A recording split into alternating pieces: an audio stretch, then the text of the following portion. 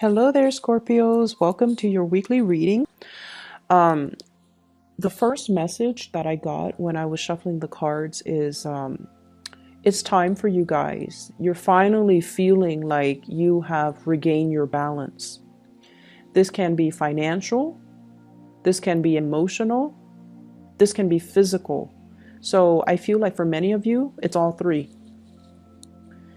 On the emotional front, I feel like there has been a situation where you're surrounded by people. You know, you're surrounded by people. You get along with people. People generally really like you. And I feel like I feel a situation where for the past few years, it feels almost like you have outgrown a lot of people in your life. And you're looking for that resonance. You're looking for like an emotional connection. Okay, and I feel like with Scorpios, you're really, really good at interacting with people from all walks of life. They don't have to be like you. They don't have to be, exactly like you, but you still can form that emotional connection with them. But I feel like the relationship sector, friendships, co-workers, significant other, even family members, you just feel as if everyone has been kind of self-serving. And you also feel like you're there for them, but they might not have always been there for you. And so the give and take has been very unbalanced. And I feel like you're finally able to kind of come to terms with this. And you're able to say like, I'm not resentful for them for the way that they are, but I need to kind of learn to hold back my energy. So it's a really, really enlightened spiritual way of looking at a situation and looking at how the dynamics within a relationship. And it takes a really big person to kind of detach their ego from it and say like, I'm not resentful of you for being the taker. I just need to be smarter about who I give my energy to. And I need to be smarter about how much I give so that people respect my boundaries and that people don't expect more of me than I'm able to give or more than I'm capable of giving. So I feel like that is an emotional rebalancing within yourself. I feel like in love and relationships, many of you have let go of a significant relationship. And I feel like, well, I have here the Five of Coins. In this depiction, it's sort of like the person who has moved away from a karmic relationship partner. And all of those invitations that are coming through, all of those gestures, all of those hands are offering her pentacles, new opportunities. But I feel like she's weary of getting hurt. Many of you have left a significant relationship behind where there were a lot of pain and heartaches. And I feel like you're looking to branch out again, but you're definitely a lot more discriminate about who you branch off with. For some of you, I also feel like you're looking for this, okay? The Ten of Cups. And you have a significant person in your past, Queen of Swords, Aquarius, Gemini, and Libra, Sun, Moon, or Rising. And this is somebody that you thought, would be the future. This is somebody that you thought would provide this emotional fulfillment for you. But I feel like with the Seven of Cups, it's a fantasy, it's an illusion, and it's not really founded on reality. And a lot of the times too, when emotionally we're so invested in something, we want a specific outcome. And we don't look at the reality of the situation. We look at our emotional wants and we try to kind of, it's almost like conjuring things based on what you want to happen rather than based on the physical signs and the reality of what is happening. And so you're coming to the realization that too, that you need to be a little bit more practical. You need to be a little bit more grounded. And because of that, it's allowing you to look at things from a different perspective. And it's allowing you to focus your energy a lot more on self-care. And it's allowing you to focus your energy a lot more on things that are more practical, more grounded, and more stable. For some of you, I feel like you have shifted away from a an ex, and you're moving into a relationship with a new person. The new person, I have here the King of Wands. This is a fire sign, Sagittarius, Aries, or Leo. This is somebody who's very affectionate. They will let you know how they feel about you. They will hold your hands. They will touch your hair. They will tell you that you look good, you smell good. They will be very, very affectionate. You know, they will hug you. They will like let you know, you will know where you stand with them. They take initiative to come to see you. And they always plan activities so that the two of you can be out together. So I see a fire energy, Sagittarius, Aries, Leo. This is someone who's very passionate about you. And they're also, you know, willing to fight for you. They're willing to defend your honor. And they're willing to kind of, they're not afraid to get their hands dirty in order to attain you. Okay, not that you're an object, but I feel like they're very clear about their intentions for you. So you've got somebody who's really, really, really interested in you. And I see them sending you messages, giving you invitations, telling you to hang out with them, telling you to go out with them. And you might be in a state where you're very much caught up in past relationships, ruminating over the past. And you might not be ready to allow this new person into your life. So I feel like some of you are healing. And there's something new coming into the picture, but you're not ready emotionally. You're not ready. I see some of you too are a little bit afraid of getting hurt, afraid of feeling rejected, afraid that, you know, it's too good to be true. It can't be real. So there's that element as well. I also feel like you have a lot of strength and love and support coming through from relationship partners. So if there has been financial hardships, you have a lot of love and strength and support, and even financial assistance that's going to be coming through. I see some people who are in school and they're struggling to pay tuition. Okay, I see some of you in school, and I feel like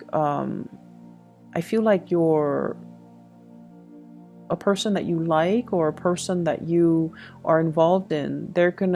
Not that they're gonna pay the tuition for you. They wish they could. If they had the money, they would, because they really care about you. But they're going to show you ways, you know, like, oh, apply for this scholarship, apply for this grant, apply for this financial aid, apply for this loan. They're going to show you, and they're going to walk you through the process of how to alleviate, or how to take care of, you know, that payment. I also see financial windfall as well, financial assistance coming through. I see some of you having to like downsize, okay? Downsize. So if you've been through like a separation or a divorce, you might have to downsize to an apartment, like leave a home to move to an apartment. Or you have, you know, multiples of the same thing, because you used to be in a relationship, so there were two of you and there were two of the same things, and now you might be in a position where you're selling the possession. So for example, you might have a car, your ex might have a car, and now both of you have two cars and you don't feel like you need two cars, so you might sell one. So I see a lot of like yard sales, garage sales, getting rid of things, selling things, and recouping quite a bit of cash. So this is a card about financial windfall. This is clearing out of a home. The Tower here in the reverse is clearing out baggage and luggage and stuff like that. And the Ten of Coins, a lot of stuff that's accumulated over a long period of time. And we have the Hangman, appraising, assessing the value of something. So I definitely feel some of you might even be selling property and moving to an apartment, or moving into a different dwelling, or even another house. And so there's a lot of opportunities here for financial windfalls coming your way. I also feel like there's a lot of movement in this spread. So if you are far away, you might be thinking about relocating. You might be changing property. You might be changing house. You might be changing jobs even. And so there's a lot of room here to get rid of stuff, get rid of excess baggage, get rid of things that you don't need, so you can travel a little bit lighter. Okay, so don't let your possessions rule you. You need to control have control over your possessions. So maybe it's time to, you know, sell these things. I see a lot of people that have recently gotten out of divorces.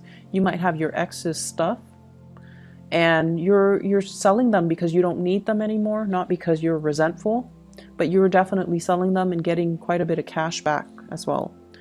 What I'm also feeling is there's a message here about being in a place. It could be like a city, a home, a work environment, a place, being in a space or a place that you've been in for quite some time. And a lot has happened in this space, a lot of sadness, a lot of grief, a lot of drama, a lot of arguments, a lot of bad memories. And so the universe is kind of telling you, you know, you need a change of scenery. You don't have to do anything drastic, like don't move to another country, don't move to another continent, don't, you know, sell your house and live out of your luggage. Don't do anything drastic, but really think about how energy affects our environment and really think about trapped energies.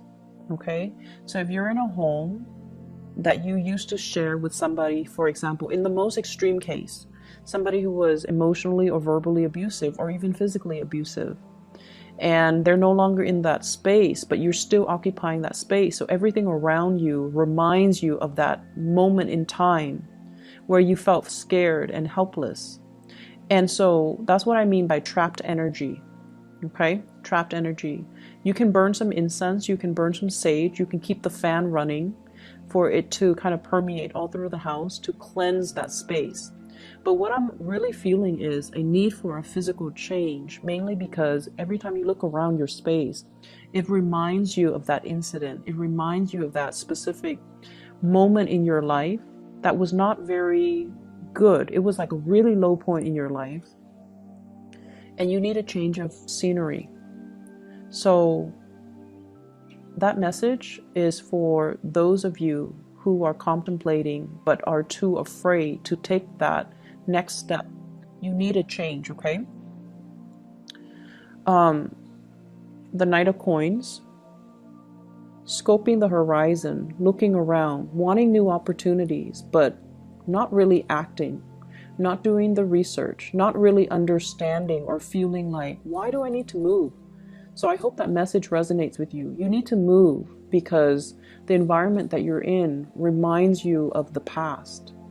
Every time you look around, every time you, it's almost like you've done a lot in that situation. You've been everywhere with that person. And so everything that you do on a daily basis reminds you of that person or that situation.